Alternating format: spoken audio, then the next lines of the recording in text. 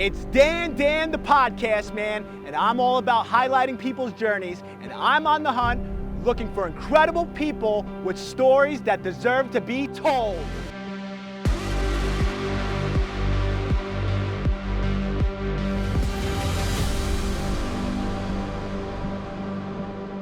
Welcome to another episode of Highlighting the Journey with Dan the podcast man. Today, stop laughing. My guest today is Eva Biondolillo. Thank you. I've been telling people that, anybody that comes on the podcast, I don't think I'll ever say anybody's last name. I'm just gonna butcher it. So, would you prefer somebody butchering it or you saying it? No, I would like to hear how they pronunciate because it's kind of fun to hear people like really go bad with it. And the hardest part, I think, is when they ask me to spell it, and it's even hard for them to like process. Okay, B-I-O-N, and then they try to say it, and then you just kind of look at them, and they look at you, and they're like, I really don't know how to pronunciate this still. So, do you pick up spam calls just to see how they would pronounce your name? Oh, and they're always wrong. My first name is actually harder for people to figure out. And how's that one go? It's either Eva, Eva. Sometimes they say Eva. I said Eva. Or Ava, yeah. So most of the time is Ava. What do you prefer? Eva. Eva. Which is actually of Irish and Italian heritage. So in Gaelic, which is the Irish tongue, it's called Aoife, and it's spelled A-O-I-F-E. Since you're Irish and Italian, you're the perfect candidate for this question. Which is the better side? Oh, well, yeah. I can't piss anybody off, so I'm not going to say. Oh, wow. You don't come up and piss somebody off? I like to be neutral. You have to be. Each has its perks. I'm always curious because and she listens to the show. My mother-in-law goes, she's trying to sell me on Irish food. Come on. I mean, Irish pudding is not pudding. Let's just put it that way.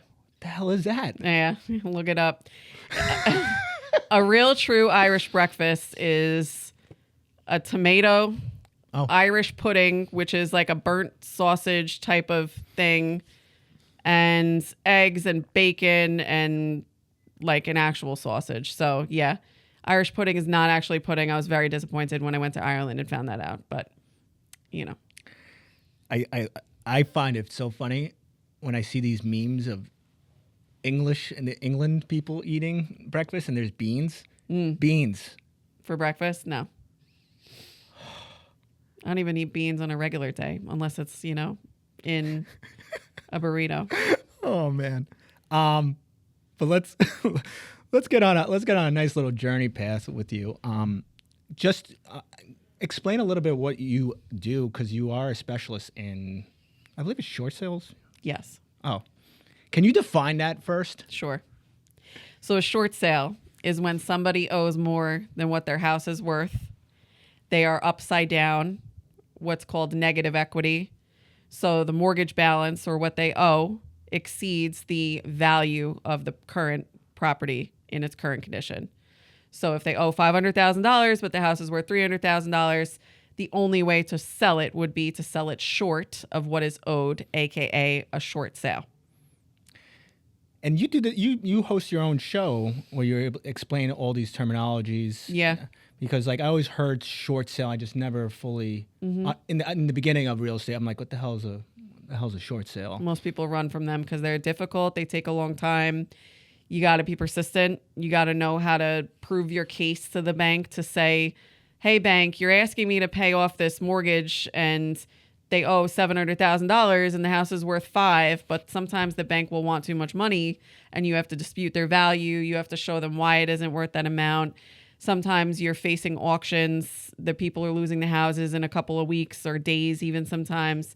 You have to either get them to help help them with stopping the sale, get them out of foreclosure, and then a lot of other times there are other liens and judgments on the title as well that also have to be paid off. So what is the most difficult part of that process?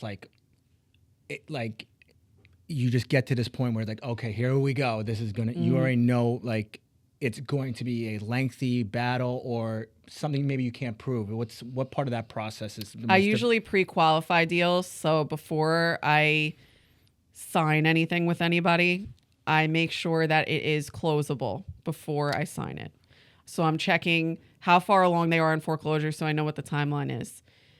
How much is owed on the property so I know how long they've been in this battle for. Who the bank is, because every servicer works very differently. Some banks are more negotiable than others.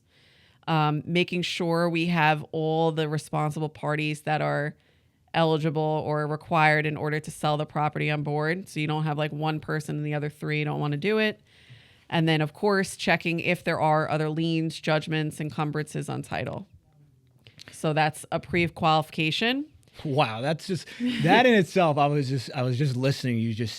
I'm like, okay, she's gonna finish. No, wait, wait, and I'm not done. No, I'm not done. Wait, there's more. There is definitely more. So step 1 is making sure it's closable to begin with. Step 2 is making sure you have the seller's full cooperation, because how many times have you dealt with a seller that you tell them one price and then a month later they're like, well, somebody else just offered me like 10, 20, 30 grand more.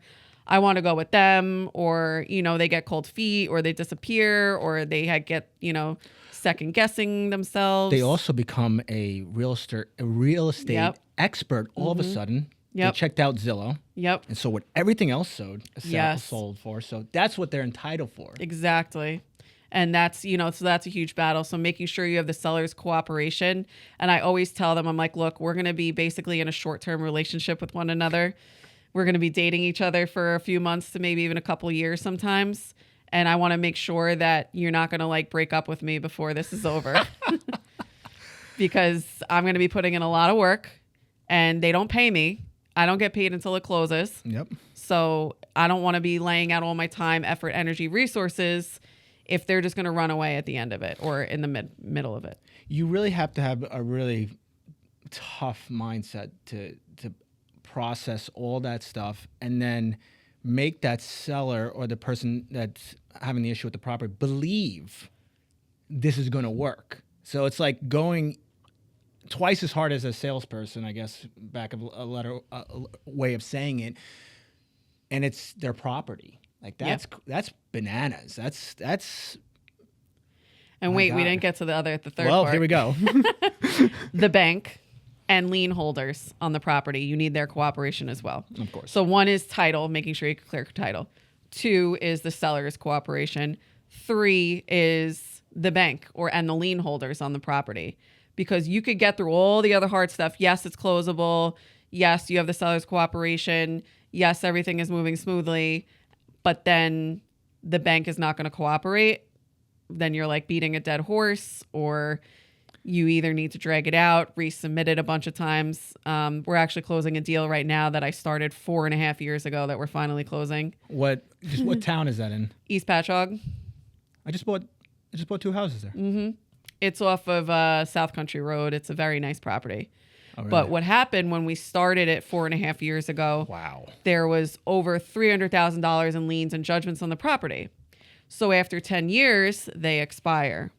So upon the beginning of 2025, 10 years went by of those liens and judgments having been filed originally, so they expired.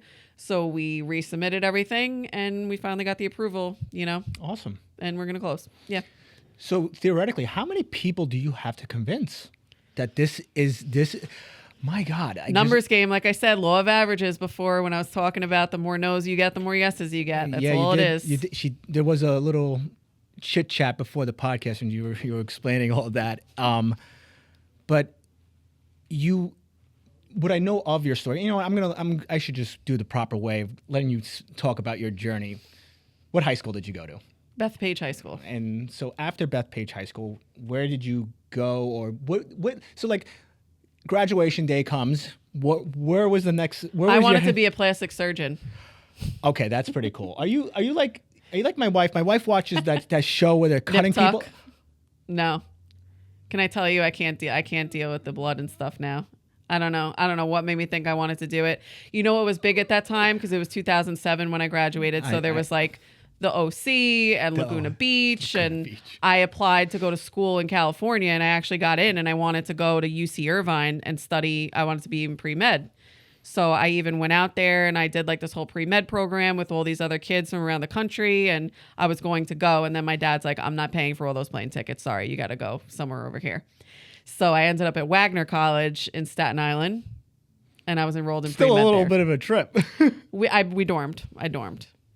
So I still have all my friends from day one that I met there. We're all still very close. I love that, we're all still in each other's lives. And it was the best thing that happened. But I went out of pre-med and I went into instead I became a psychology major. Then I minored in philosophy and dance. And I played in the orchestra and the band. Now your story makes sense. So you went for psychology, okay? So you're learning about the mindset, okay? And then you have to do a little dance for these people to make them understand all your, Yes. your lingo, that this is the great financial decision. So what's so cool about stories when I hear stories like this, because me personally, I'm never good in test taking, college, all that. I never graduated. And when I hear college now, I just hear it as a massive debt, massive burden. But when I hear somebody like your story, where you've taken the tools that you have actually learned in school and you're able to fall into a position where you probably didn't even think about real estate. Am I wrong about that? No. When I graduated, I didn't know what I wanted to do. My Like most mom people. was working at a gym with a personal trainer, and she's like, why don't you just come work here part-time? I became a personal trainer. I started teaching yoga, which I always wanted to do. I love yoga. I was teaching Pilates, learned Thai yoga, massage, all these things. I had all these private clients. I was running around like crazy, like teaching all over the place, gyms, yoga studios, people's houses. That was my full-time thing. I was making like a real business out of it. What was the name of that? Eva Yoga. Nice. Nice and easy. Real original. So original. And then Hurricane Sandy happened in 2012 because I graduated college in 2011. So then 2012, Sandy happened. Couldn't work for like 2 weeks. There was no gas. There was no travel. I was like, I cannot live like this. Me and you are the same. We can't stop. Right. Can't sit around. So I was itching. Yeah, I'm like, this is not going to work. I can't sustain my life like this. And actually, one of my like yoga mentor teachers at the time told me, she's like, stop teaching yoga and get into something that's going to like support your life. I was 22. Wake up. Yeah. She's like, you don't need to do this for the rest of your life. So, Well, let me hold it right there. If there was more of a financial, like you were able to make more money. it's different now. Well, one of my good friends is like Yeah. private client, $400, $500. Yep. Boom. Yep. 1 hour. Boom. Studios are killing it. Yep. We We did go into this really like as Americans, and I feel like this health, I guess, crisis is going on. I think people really, I see more of the Yes. health and fitness world just But my question for you, forget about what we know about today, but if there was back then that you were able to make a good living off what you're doing, you think you would have stayed on that path? Yeah, probably. My intention was at the time I was renting out like a ballet studio that was inside of a gymnastics place in Old Bethpage on Round Swamp Road, and it was called the Ballet Center, and it was this ballet teacher there who would let me basically use her studio for free and pocket all the money I made from my classes. And I was like running my own studio out of hers. And she was the sweetest woman in the world. And I thank her forever. Her name's Norma.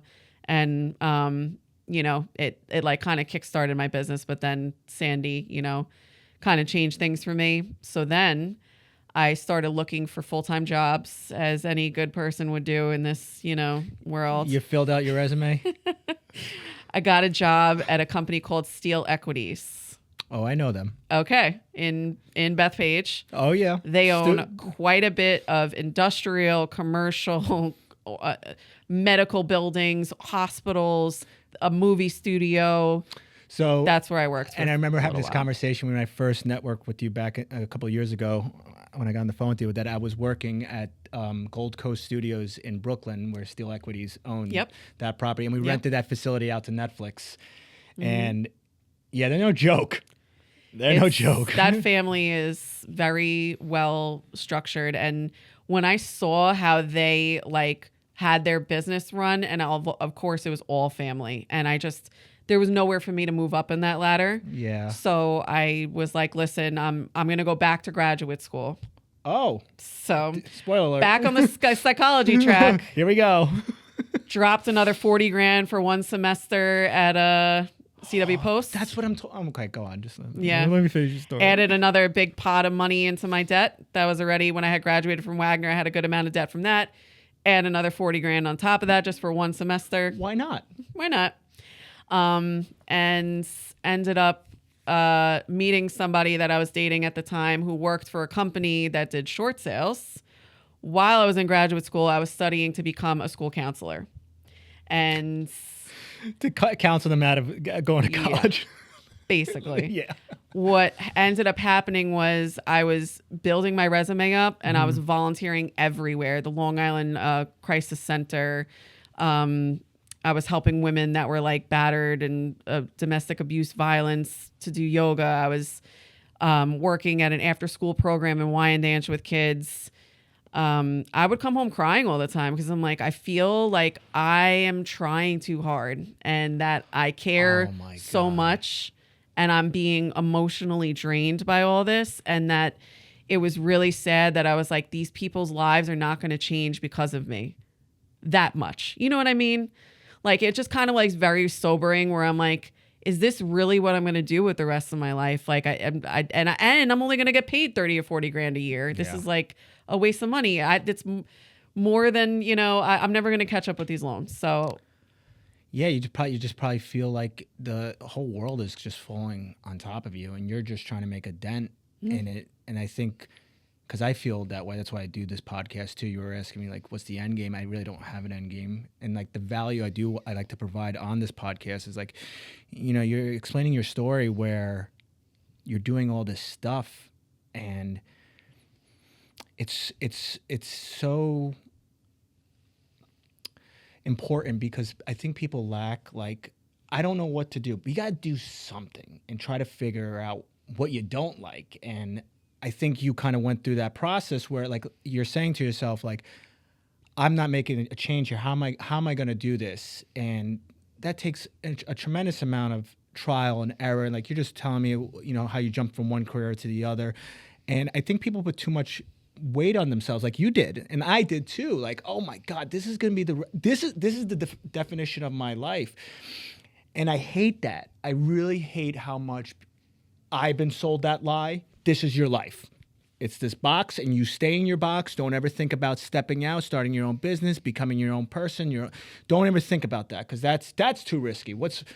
And it's so good how I know where your story's gonna go, but it's just like how I got there. Yeah. Yeah. It's just I think it's very valuable if anybody's listening out there that you had to go through this process. You wouldn't have what you have. You wouldn't have the person that's sitting in front of me today. Like, no, I had to go, and each thing led me to the next thing.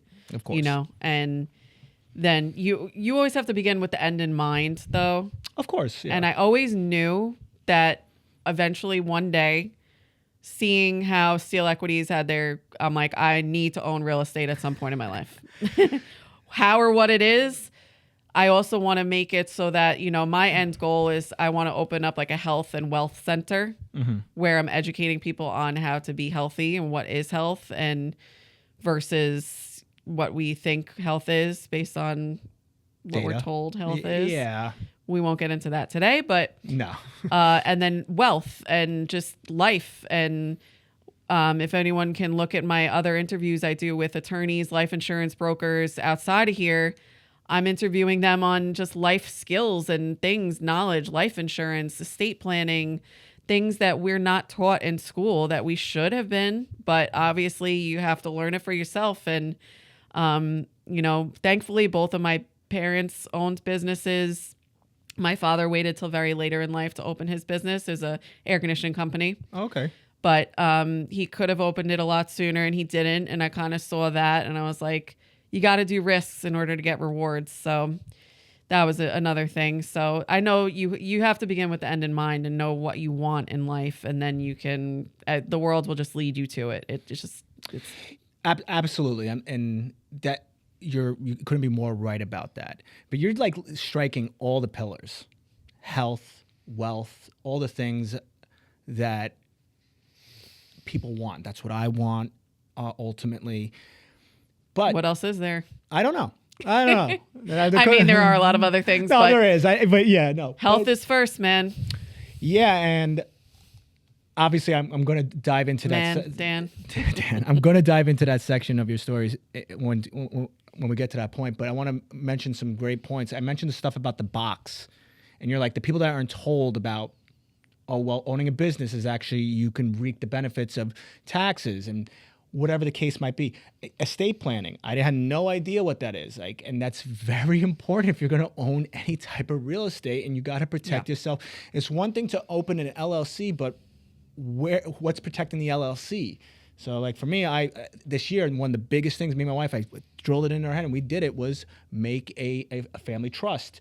Because I'm not going to sit there and spend all this time and buy properties, great, and I'm making cash flow, I'm making equity, that I die all of a sudden, me and my wife both die, and then everything I worked for, my legacy, is given to the state and given to them and not my kids.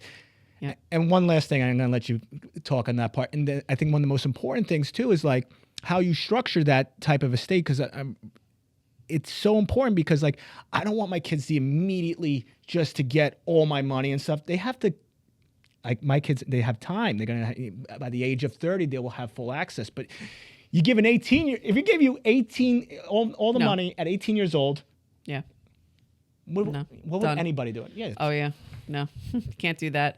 And most of my clients, most of my short sales, 90% of my deals are estate sales. Really? And reverse mortgages. Wow. That is my primary book of business, because especially on Long Island, people can't afford to live off Social Security. You're getting what, $500, $1,000 a month.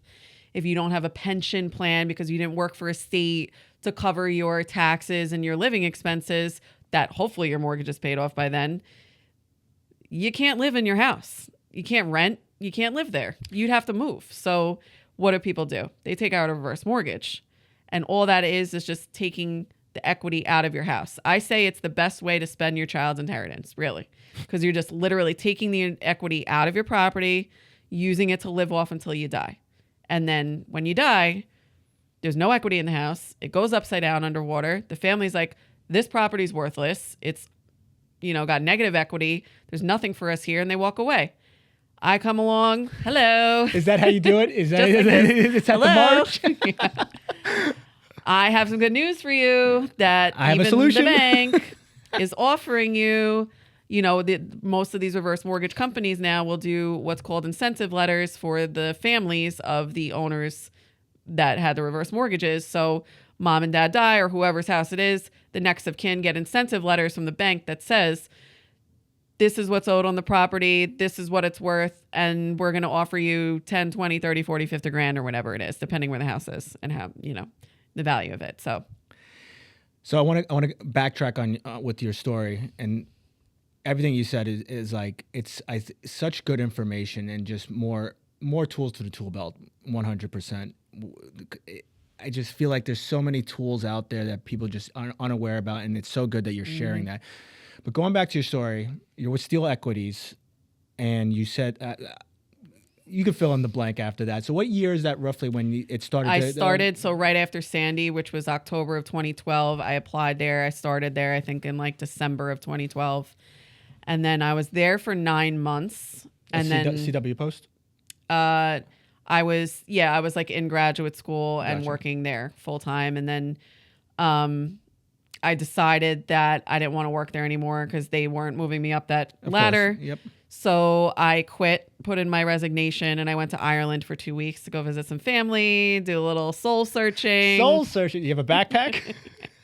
I did a 9-day bus tour around the country. It was awesome. I saw like the whole place, visited my cousins. And then when I came back, I started graduate school for school counseling. And that was like the fall semester of 2013. Then the end of 2013, I had met somebody who introduced me to a short sale company, and I was only working there like part-time. And then the summertime came of 2014, and the owners of the company was like, look, you're really good at this. I think you could excel. You should get your license. We'll pay for you to get your license. Go take the class. So I did it in August of 2014, and then they hired me full-time in October, and I didn't go back to graduate school. That's so crazy. All that time invested into... And money. And I'm sorry, I forgot about that part too. That's another component that goes behind Another it. $100,000 right there. But it's so crazy. It's so crazy how the turn of events completely changed your whole view and output on life. You were able to understand something that it made sense to you. But it's also, like he's saying, would you think you've gotten into that company where you are today without the tools that you learned in college too? So it's kind of no, the mixture of the psychology, the counseling, the philosophy, the dance, of, the yoga teachings, the travel, where I grew up, knowing I had that business mindset, working for a short time at the real estate company, all of that. I was like, it all just aligned and then put me in that spot at that time. And I'm like, all right, I'm going to take it and run with it. And I've been doing that ever since. When did you form your company? All right. So I started this company in October of 2014. I was there up until August of 2019. So I was there for about just under 5 years. So I learned everything I needed to. I give them I loved everybody I worked with. I love the company. I love the people, and everything I learned from them, the mindset. We would have book clubs about Think and Grow Rich, Stephen Covey's 7 Habits, Who Moved My Cheese, like all those things. Cheese, yeah. Like learning, because obviously I'm a big reader and love studying. I sometimes I even think about like, oh, can I just go take a class like a local college and just sit there and read and take notes because I love that. But just all of that, I absorbed it. I just took it. I ran with it. I learned everything about the business, from listings to paperwork to negotiating to being an acquisition specialist and learning how to go on the appointments and then how to deal with the appraisers, and then down to the contracting end of it and what needed to be done in a property, how to deal with squatters, how to deal with people with cockroaches running around their living room floor and being comfortable enough to sit on their couch and look them straight in the eye and not flinch. Like these are like, because it was such a different type of clients. It's not your typical average, oh, I want to sell my house. Can you like bake cookies and do an open house for me this weekend? So I can't do that. I'm not. No, you're not. Yeah. That's not your personality. No. That's not your personality. I want to help people that are in these dire, awful situations. And that's what I'm good at. And I don't judge them for where they are. Everybody's got a story. Everybody's got a reason why they're in the situation they're in. And, life happens. And it is what it is. And from everything from Steel Equities, because I've worked with them and how they operate, you as well, working for the short sale company. What I think people fail to understand is just because you're in maybe a lower position, like even that Steel Equities, I'll use them as an example, where you couldn't climb the ladder, but you gained enough information from them how an organization is run. Oh, yeah.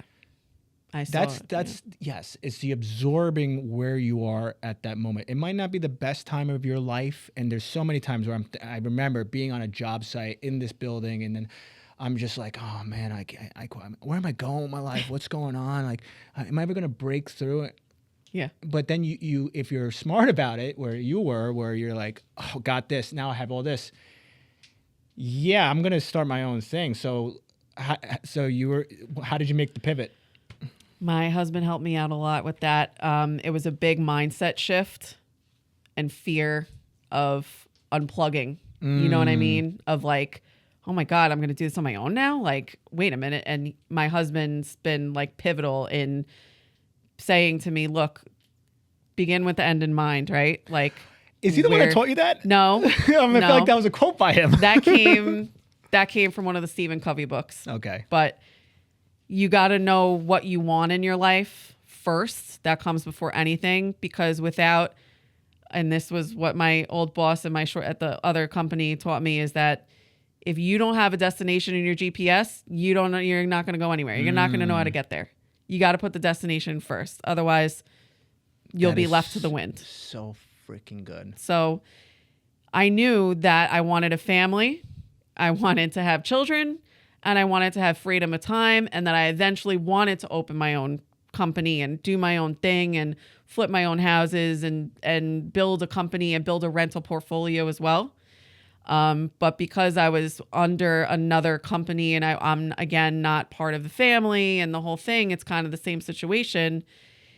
There was only so far for me to go in there, and love and respect them all, but I needed to break off. And that's what I did. And then, here we are almost, 5.5 years later. And It's so sorry, good. 6.5 years later. Missed a year there. So. And I watch you, and you've been in a lot of that's where I met you, is our East Coast RIA, where I hear your stories or your report outs, and it's like, holy moly, what you do is pretty intense and demanding and challenging. But obviously you're getting the rewards because you know how to navigate those systems, and that obviously took all that time. It's crazy. It's so crazy. I'm always blown away by certain things, and you're one of those people I watch. I'm like, holy crap. Same with you. I'm like, I don't know how he does all these things, but But before we start, we're like, our minds don't shut off. No. I've literally been up since 3 a.m. today. Just my mind's racing. I'm looking at numbers on my spreadsheets. I'm reviewing my goals for next year. I'm like, what else can I do right now with my time? What am I missing? And just trying to figure out where am I going next, because I've been doing my goals every year. Another thing that my old boss taught me is always have your goals set before the next year starts, because otherwise you're just don't do it January. I literally wrote No. that. I wrote that message on Instagram like 2 days ago. Start your goals right. Like, you Now. can start your goals now. Actually, in the beginning of Q4 really is the best, because you got to review what you did Q1 through 3, wrap up what you got with Q4, and then roll into the next year, and you're ready to go. Expert. Yeah. I know you've recently have disclosed certain health information about yourself, and I personally, when I saw it, I was just like, of course she would deliver news that way. Of course she would tell it, and so I do want to ask you how everything kind of transpired into being diagnosed with breast cancer. So my son is now 2.5. My daughter is almost 4.5. So I had my daughter in 2021. So in 2020 was COVID. We all went a little crazy with not dieting, not exercising. The opposite of the health. Drinking a lot. I got married. We had 2 weddings actually in 2020 in our backyard. One was in May, which was on our actual wedding date that we wanted. So we got married on our front porch. Everybody was standing on the front lawn with their masks. I had my aunt on Zoom. She was like doing the... What a weird time. Such a weird time. Oh my God. I remember I went to my cousin's wedding during COVID, and they you had to show that you're tested negative, you don't have COVID. Oh. And they're like, you have to dance in this box. I was not doing that. We're doing it at our house. So they told you how to dance in a box? No, we did it at our house. We didn't have any of that. No, we had I'm saying 50 people, but I was like, no, we were supposed to do it that way. And I was like, we're not doing any of that. We're just going to do it May 30th, 2020, right in the middle of COVID. Boom. Had 50 people at our house, had the best party ever. People still talk about it. Hell yeah. And then we, and then we had a second one in September when things lightened up a little bit. And the other half of the wedding party that couldn't make it to the first wedding came. We had the actual Yeah, because they probably saw what happened the first go around. Yeah. Like, oh my God, why wasn't I there? Exactly. And it's I'm not. There's a second one. Yeah. Will there be a third one? Yeah. No. We're good. We're good. Maybe we were gonna do a 5-year party, but we'll do maybe something else later on. But then I got pregnant with my daughter. I was a little bit on the heavier side of my normal weight at that point because of COVID and going crazy, and then after my daughter, had my son 23 months later. When I was pregnant with my son, the month I got pregnant, they make you do all the blood tests and everything. Yeah. My A1C was 8.5. I was 210 10 pounds or something, which is not okay for me. I'm 5'4", so just put that into perspective. And I was not healthy. So they diagnosed me with not gestational diabetes, like actual diabetes. Yeah, type 2. I remember my wife it's like, you got to come with me because I can't take the syrup, the test. Yes. And she's like, and I saw her do it. I'm just like, oh my God. Yeah, it was awful. This stuff is nasty. I feel bad for you for the I do. I have a whole new outlook on women ever since my wife got pregnant. Just like, yeah, you're better than me. It's rough, man. And you It know, is. I watch. Yeah. I like though that like most men are like involved now. Like my husband actually just came to his first gyno appointment with me yesterday. So it's like, you gotta do it at some point. Way to be a man. But I'm like, you know, you gotta see it at least once in your life. So This is quote. Yep. That was a quote. So then I had while I had my son, I was not in great physical health. So I was like, I got to do something about this because I don't want it transferring to the baby. I didn't want him to have issues because now I'm considered high risk and now he's high risk and all these things, whatever. So the day he came out, I'm like, all right, we're turning this life around. We got to button up our health here, Eva, like, especially with my background. Like, but you know, with real estate, you're sitting in a desk all day. You're sitting behind a car. You're not active. I went from, you know, working out all the time for my living to sitting in a chair all the time. Isn't that so crazy? It's so crazy how that switch can happen. Because I understand the switch of like just being in that element of like all these other things are important. And if I don't take the time for working out, that's like, oh, I don't have that leisure time. That doesn't exist. You make the time. Well, we know that. I'm at that point now. I'm not going to lecture you on here, but yes, but that is the truth. Yeah, I wasn't like that before. I have to take this phone call or else I'm going to miss this deal. I have to go to this. I have to cancel this. I'm not going to the gym. I don't have time. Chase the deals, right? Yeah. All the time. That like 24/7. It's the chase. It's the hustle. Because that was my mindset all the way up until maybe 2 months ago when, you know, I got diagnosed with breast cancer. And I'm like, I have a much different, you know, priority list now. So anyway, so I had my son 2.5 years ago. And ever since then, I started seeing a personal trainer in January of last year at One Body Fitness in Oakdale. They're amazing. It's a bunch. Shout out to them. Yeah. I did an interview with them on my page as well, so check that out. But I've been doing classes, been going to trainings there. You know, I'm 4 times a week. I see you on the gram. It's amazing. It's the best feeling in the world. I feel like I got my mojo back, you know, and I feel good about myself again. And my A1C is down now to like 5.5. I'm not diabetic anymore. Never took a drug, never took insulin, never took, like, they told me to take all that stuff. And I'm like, nope, not doing it. I'm just going to eat right and exercise. I'm talking to the person that had a wedding in May of 2020, right? Yeah, exactly. Yeah. I don't follow rules. So clearly. No. That was actually my pledge name in college. I was in a sorority, which I quit, by the way. But, you know, my pledge name was Breaker. So, because I broke the rules. Well, you did. They told us no parties. You're very proud about that. You delivered that very like, I was the breaker. They told us no parties during pledge week. And then I ended up, my parents were away that week. So I had like driven a bunch of my friends from college from Staten Island to Bethpage, had an amazing party with all my friends from home too. And it was like the best party ever. And I got in a lot of trouble, but it's fine. It was all worth it. Totally worth it. Character growth. Totally worth it. And so here we are. My son's 2.5 now, and I haven't obviously breastfed him in, you know, a year. And I was having like breast milk leaking out of the left side. And I'm like, this feels like a clogged duct. So anyone that's breastfed before, I don't think you have. No, but I've been with, my wife had a clot one time and she got infected. She literally was fine at like 4:00 in the afternoon. We're talking, and all of a sudden, bam! She has 102 fever. Yep. And we rushed her immediately to the hospital. But obviously, I don't know what. And it felt like a rock inside. Yeah. So it was just right. So I thought that's what I had. Yeah. I felt lumps. Yep.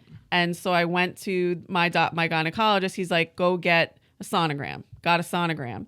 They're looking at me. They're like, do you have lumps? And I'm like, I think I have a clogged duct. I have milk coming out.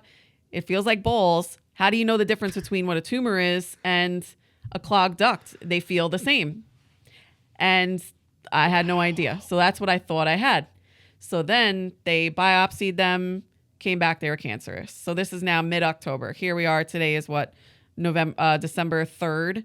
Yep. So I think it was like October 16th. I got the call. Sorry to tell you, you have, breast cancer. They told you over the phone? Yeah. Well, I actually knew before they called me because they have the app on Northwell where you can read your charts. So you read that. I knew it already. I just had a feeling. So.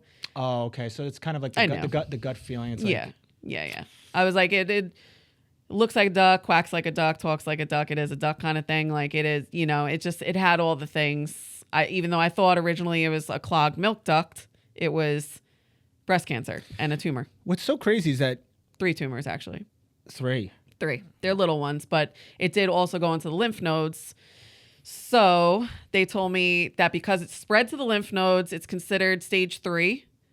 And that I would need to undergo chemotherapy. Which you are right now. Which I just started 12 days ago. I did my first round. So I'm still in the, after effects of it. I'm a lot better than I was. But that whole first 9-10 days, I was just beat down. And I went back for an exam yesterday. And they said the tumors are basically almost gone already just from that one. Wow. But that doesn't mean I can stop the chemo. They're just going to put me on a lesser intense. Why is that? Did they tell you why? They don't want to leave anything up to chance because there's so many times, and I know in my personal life, people that have reached out to me after I posted my video about my announcement about it, that tell me about their stories that they went for what's called a lumpectomy, where they just get the lump removed. They don't do chemo, and they do the scan, and then a couple months later, it comes back. And it's you kind of need to keep the treatment going to really kill off all the cells, because there's these little microscopic cells that even if you remove it with a lumpectomy, you shoot it with radiation and it comes back, those microscopic cells might travel to some other part of your body. Of course, yeah. So it's the chemo kills everything, your good and your bad cells. So it's kind of I'm starting from scratch with everything.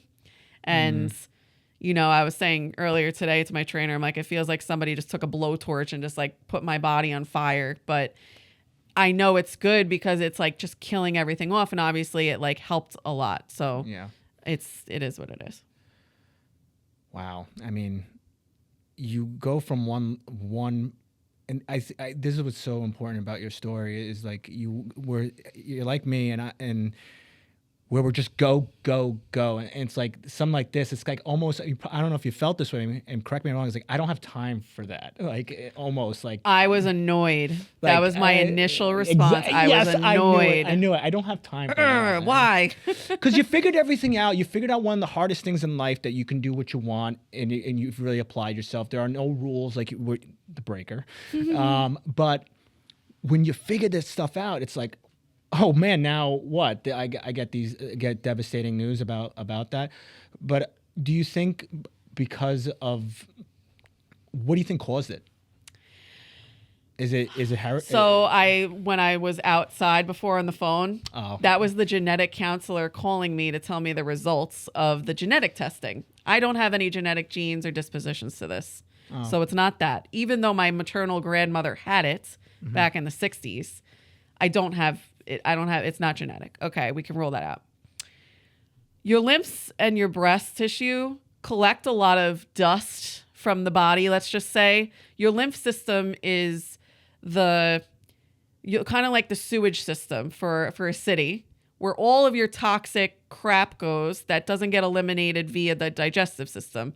So your lymph system is holding all the toxic stuff in your body. So essentially, it's probably environmental, food, water, all these chemtrails they're spraying in the sky. Let's talk about that another day. And all the other chemicals, things around. Do I mention Grumman? I grew up in Bethpage. My grandmother lived behind Grumman in the 60s. So yes, the water, the air, the food that we're being poisoned with, and everything else. One thing that was brought to my awareness is like we're the only place in the world, like Long Island, that our grass looks the way it does because we put so much soaking it in chemicals. Yeah, Yes. and then that goes into our Correct. It just cycles back into it. Although we have fake grass in my house now because we don't want to deal with that. But Good. Good. Where's your mindset today? I feel great. I mean, you came pretty like. I'm like, okay, she shot out of a cannon today. I'm like, but I know we were talking. I messaged you literally 2 days ago. 5 a.m. No, yesterday, 5 a.m. yesterday. Was it? Yes, Tuesday morning because I said see you tomorrow. But you're up early. You're up at 3 a.m. Yeah, I can't sleep sometimes, but I'm a 4 a.m. guy. So you're well, I go to sleep early. I crash at like 8 o'clock. I'm like, see you, everybody. My kids like put me to bed. Are you a morning person? Yes. Yeah. It's what it is. Prime time is in between for me. It's 5 a.m. to 12 o'clock, and then after that, it's just like, I'm just like, what's happening? And then like I just all the task and everything. But first, thank you for sharing it. I listen. I know what you put on Instagram and stuff. I think it's very important, and I think your attitude behind it is also really great. Have to be. That's the only way you're going to get through. Of course. Begin with the end in mind. The good side of this whole thing is I'll get a boob job. I'll get a tummy tuck because they're going to do. God. So we just made full circle moment. You wanted to be a plastic surgeon. Yes. And now you get to pick I get to be the patient. That is fucking wild. Yeah. Yep. Exactly. I'll probably also have to have my ovaries removed because my type of cancer is estrogen positive. Mm-hmm. It's driven by estrogen, even though it's a small amount, but it's still there. And it's what's called HER2 positive, which means it's a very aggressive, fast-growing type of cancer. And another note on that is when I turned 35 last year, my gynecologist told me to go get a mammogram. So I did. That's pretty young. That's pretty young to get that, right? He's just a very good gynecologist. He's seen a lot. And he's just amazing. His name's Dr. Lavodi in West Islip. If anybody needs somebody, he's great. He told me to go get a mammogram at 35.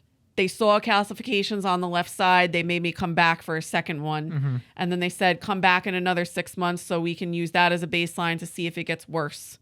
And then I never went back. And then here we are a few months later. Wow. So it's just, and I think another important part of the message: don't ignore any of those those signs. No, I know so many women, 20s, 30s, all with breast cancer that don't want to obviously publicly say it. They'll message me separately or something, and it's tough. I used to date a girl that her mom went through it. I used to go to the walks, and she had both breasts removed and the whole nine. And I wasn't directly with her when her mom had it. I was there for the aftermath. And I didn't realize the education, what I learned behind it. And I was 14 years old. I never dealt with anybody that had cancer in this types of situation. And what I know about women and certain things, I think there's just this super lens on women itself where women are maybe insecure or they feel less than, and they shouldn't. They absolutely shouldn't, but that's when I have these private conversations about when I try to bring a guest on that's a female, and I hear the horror stories or I hear these things. I'm like, Jesus, like, and I could see why they're afraid to come out publicly because it's like they don't want to be looked at like that they're weak and like, oh, I'm so sorry. And that's why I said on my video, I'm like, do not feel sorry for me. You're like, do not be sorry for me. Do not give me pity. Not message me. It's not your fault. It's not your fault. It is what it is. It's not a Goodwill Hunting. It's really, my announcement was really just so more you and I were speaking about before is so that people could give me boundaries because they should. I'm used to answering everybody the second that they text me, calling them or picking up the phone, no matter where I am or what I'm doing. I need to stop that. There's got to be boundaries. And I kind of feel like this is forcing others to take accountability for trying to figure things out without me before coming to me and expecting me to do everything. So do a little homework before picking up the phone. Yeah. Yeah. Or question, should I call her? Should I not? I'm going to vouch for your husband for this one. So what happens if he calls you right now and is just like asking where the scissors are? We have 3 different ones. They're in various drawers. Find one. And it's good. I'm with that mindset. It's just you setting the example. You explained your whole entire journey, not your whole journey, but I think We got there. You did. You went through your journey, and it wouldn't be you. It would not be who you are if you sat there and put a curtain behind it and we heard rumors or, what you did was you. And then that's why when I saw the video, I'm just like, yeah. And what's powerful about it, we see it, I see it, I admire your fact of it. You're encouraging people. It doesn't, obviously breast cancer is one thing, but in just general, like, I'm gonna do it. I'm gonna make this. I'm gonna get better. I'm gonna do everything in my power. Your kids are gonna see it, and they're gonna see. Look at mom, your husband too. It's just you have. It's like you have to. My husband's actually been my best advocate through this whole thing too. Like he's so good, and he obviously cares a lot about me. He was more scared, and that was my other concern in the beginning. Was like, I don't want them to see me sick and weak. That's not who I am. That's not how I want them to think of me. So, and I experienced something like this in my life, and it was very hard. I was in Italy, seeing my grandfather, and he had liver cancer. And being X amount of miles away, I didn't see what was actually going on with his treatment. And he was in his more or less his 80s. And we went to go visit him in March, and we never go to Italy in March because it's freaking freezing and there's nothing to do and all this stuff. So we went in March, so it's already daunting. The houses are made out of concrete, so it's just freezing in the house, and there's no heated system. You had to roll a radiator there, but more or less I saw him in his bed. I'm like, that's not a GM Brown. That is not a GM Brown feature. And I saw him for the first time, and then I started crying in front of him. And I ran out of the room, and he was on the second floor, and I went downstairs. And these stairs are not like your typical stairs where it's like, No, it's like the concrete, plaster, or whatever. They're just like, each step is this long. Handmade. And I went all the way downstairs, and to get to the stairs, there was a living room, and then the bedroom. He got up, and I didn't know about this.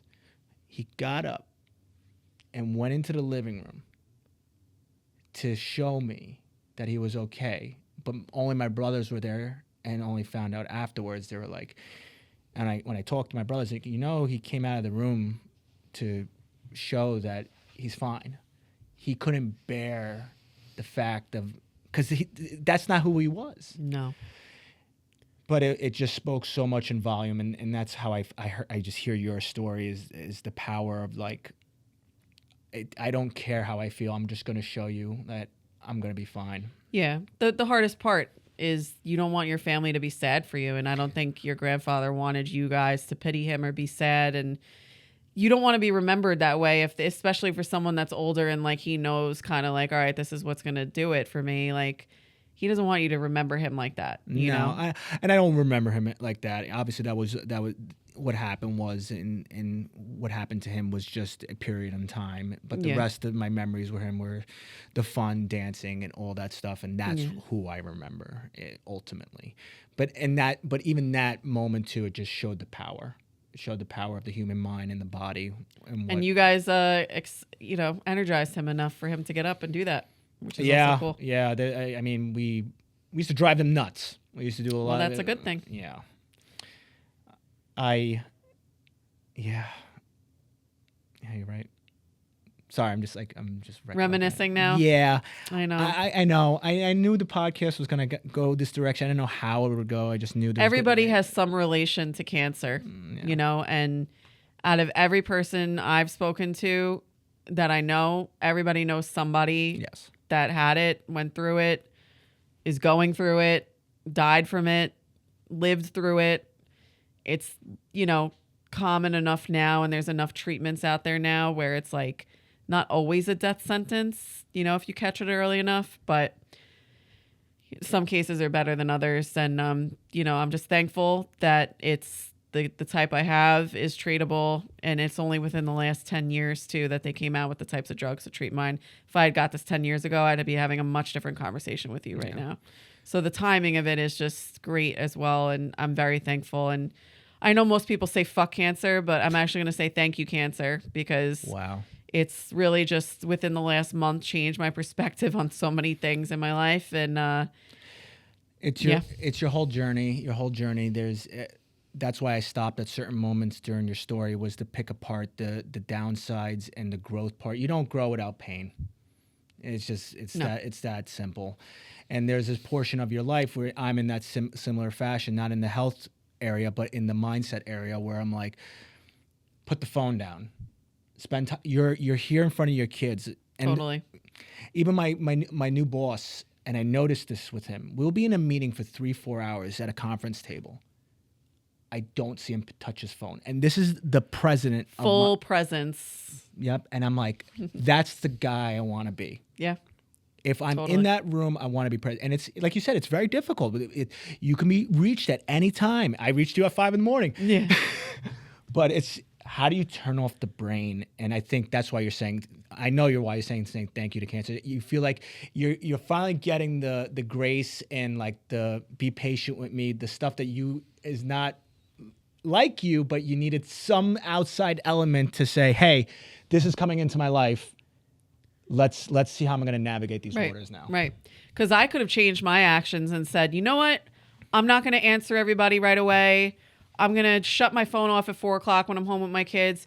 But do you think that would actually stop people? And if I gave them those boundaries and told them no, they would still. No. But people are giving me space now, which is like nice. And I'm like, wow, I'm getting like a lot less influx right now. And like, it's kind of nice. You know, you need it. Yeah. I needed the break. Now, we did cover a lot. We're coming towards the end, but I got to have just a little fun with you. I'm going to make some light of it. Okay. Rapid fire questions. Go ahead. All right. Favorite movie? Titanic. It's the first thing that came. Well, I'll say Just Friends. Just Friends. Yeah. The toothpaste. She's got her toothpaste. She's fine. She's got her toothpaste. She's good. Favorite book? Think and Grow Rich. What's your favorite store to shop in? You walk in there, you're like, this is my spot. The paper store. It used to be Hallmark. Yeah, my wife's been telling me about that place. What's your favorite color? Pink. Favorite ice cream? Chocolate. If you could have one superpower, what would it be? Ultimate strength. Why? I don't know. Just pick things up and move them around and do what needs to be done at any given moment, I guess. Okay. Fair enough. She wants to scare people. Do you eat hamburgers and fries? I only ask because some people don't eat hamburgers. Cheeseburger. No okay. Fries. All right. That already answered my question. My question was, are you the type of person that eats the hamburger first, then the fries, or the fries first and then the hamburger? But it just sounds like, why you ask the fries? What did it do to you? It's just, you don't need all the oils and the fried and the process. That is such a the extra calories. Charles, handsome home buyer, said the same thing. Just wasted calories. I'm like, yeah, it is. But all American, I will have theirs. Yes. Yeah. Netflix or Hulu? Netflix. Beaches or mountains? Beaches. Why did you hesitate there? Because I like mountains, but they're more dangerous and a lot harder to get in and out of, and it's more work. And you processed that thought when I asked you that? Yeah. Laptop or desktop? Depends what I'm doing. You know, laptops are cool. They're on the go. But desktop, you get a different vibe when you're doing it. You're in it. You're like driving a race car. Yeah, totally. All-inclusive resort or exploring a city? Exploring. What was your favorite city that you explored? Italy. Yeah, I was going to say, well, I'm trying to think which Italian city, really. I would say, like, Florence. I figured you would say that. Yeah. Artsy fartsy. What do you call cheese that's not yours? Nacho cheese. Yeah, hell yeah. How do you make a tissue dance? Put a little boogie in it. Wow. Alexa's going to love that you nailed all that. What do you have a secret talent? I could play the violin and clarinet. I could play the clarinet too. Yo, let's jam. No, God, no. You know what's funny? I still have Clarinet. I still have my clarinet. I do too. I played it all through after college. It was even. so expensive, and Just just $600. Yeah. just the fact that it's sitting there, and it's just I don't know what to do with it. Sell it or donate it to a school. I like that. I'm gonna donate it. You want to jam with clarinets? The clarinet hour. What was the last movie that made you cry? And don't say Titanic. Titanic. Made me cry. It was something we watched recently, and I can't remember. I don't remember the names of movies anymore. You know, I just feel like we put them on, or my husband chooses them, and then I'm just like, wow, this was nice, but I forgot. And I'll explain why. We come from a generation going from cassettes, rewinding them, and like you had that cassette or the DVD and you watched it on repeat, and that's all you got. A movie would come out, you would go to the theaters, see the movie, and that movie didn't come out till like 8 months later. Yep. Now it's like all in your face, every second, content, nonstop. It's just like Too many options too. It's like, oh no, this doesn't look exciting enough. Meanwhile, it's probably a great movie, and it's like, why wouldn't we watch this? You know? Do you watch Love Is Blind? No. Sorry. I love that show. What can't you live without? And don't say your kids, your husband, and that stuff. I always, my kid, I get it. Working out now. Good. She's on the right path. What was your first email address? Why? Sweet Lips 89. Oh my Lord.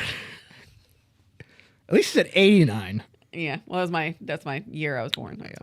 I put the 2. I'm 90, so I. Yeah. What's your favorite Mario Kart character? Peaches.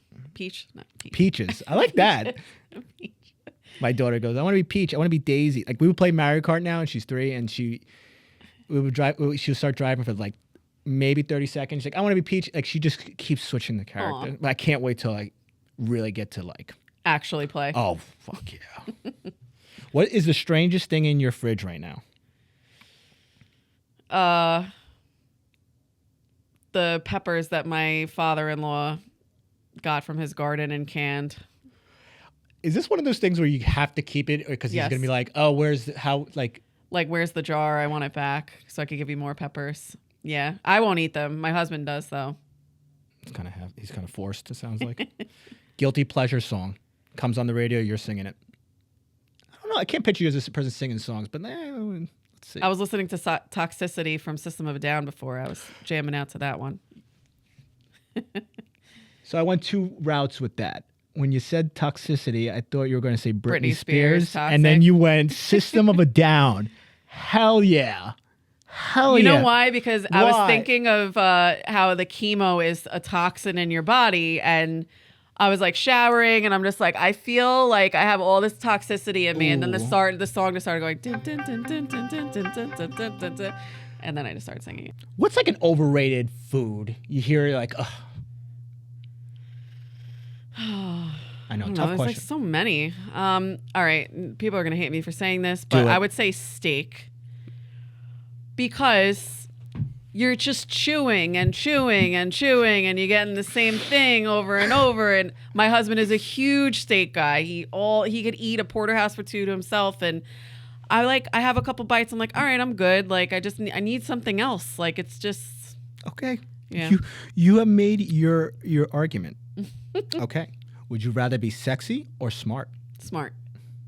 What's your biggest pet peeve? Drives you up a wall.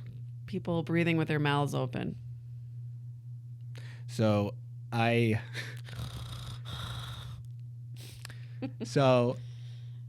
been trying to tackle I've been having hard times sleeping. So I went to a sleep doctor, and they're like, okay, here's a CPAP machine. I'm like, fine, I don't care. I know. Not when you're sleeping, obviously, but what I noticed is like you got to put this thing around your head while you're sleeping. I'm like, you can't have your mouth open because this thing blows air to you, and then all of a sudden it starts shooting out your mouth. Like, well, this is freaking weird. Did you get the one on your nose or on your mouth? Just the nose. Oh, okay, good. Yeah, it's because it's like oxygen. It forces you to like use But your now nose. I'm like, I'm putting tape over my mouth at night. It's a whole ordeal for me to go to sleep. But it's good though. You'll get better sleep. You'll be fine. What was the biggest risk you ever taken. Leaving my job and opening my own real estate business. Hell freaking yeah. Can't thank you enough. You're the bomb. You too. Thank you for that. I feel like I needed to recap my life and how I got here. So that was done. Hey, come on, the 5 a.m. wake up call. But before you run off of here, I know we're hitting that hour. Give a good message to the people out there. If you had to say anything right now. Begin with the end in mind. Know what you want before you do anything, and figure it out sooner than later. Don't wait. And if you have the opportunity to do something, just do it. Hell freaking yeah. Where can we find you and your company name? So I'm the president of Homeowners Resource Group. My real estate investment company is called Eva the Deal Diva Inc. But my main company is Homeowners Resource Group, and I'm on Instagram at Eves5, EVES5. Hell yeah. That's it, everybody. We'll see you next time.